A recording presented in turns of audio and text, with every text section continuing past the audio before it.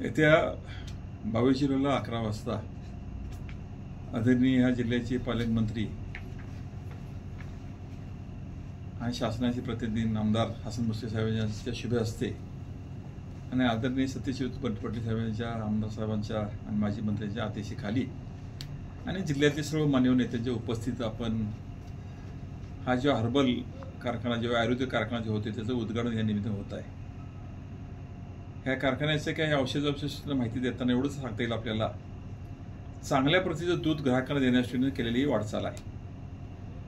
औषधाच्या कॉस्टिंगवरती असलेली बचत ही 10 पट बचत एकूण ह्या ट्रीटमेंटनं होणारच आहे।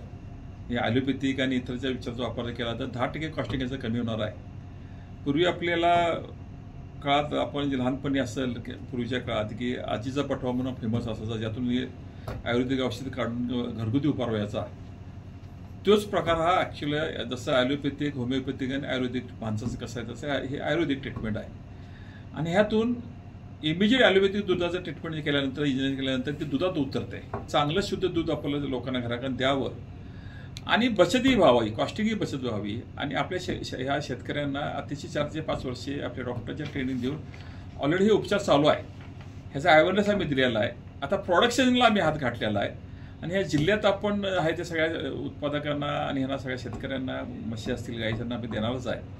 आणि जिल्ह्याच्या बाहेर सुद्धा काय कोण मागणी येतील NDDची मागणी येईल त्यांना सुद्धा आम्ही देणार आहे। ह्याचं प्रोडक्शन आपण चालू करतोय। अंदाजे 1,26 लाख रुपये ह्याचा खर्च आलेला आहे। 30% NDDचं सबसिडी आहे, 70% इन्व्हेस्टमेंट ह्याची आहे। हे भविष्यात अतिशय चांगल्या पद्धतीचं ट्रीटमेंट आणि जनावरांचं तब्येतदृष्टी जाण्यादृष्टीनं आणि तिची रेजिस्टन्स पॉवर वाढण्यासाठी सुद्धा अतिशय मोठी वाटचाल होणार आहे। हा प्रकल्प सुद्धा एक भारतात 3 नंबरला आणि महाराष्ट्रात प्रथमच होत आहे।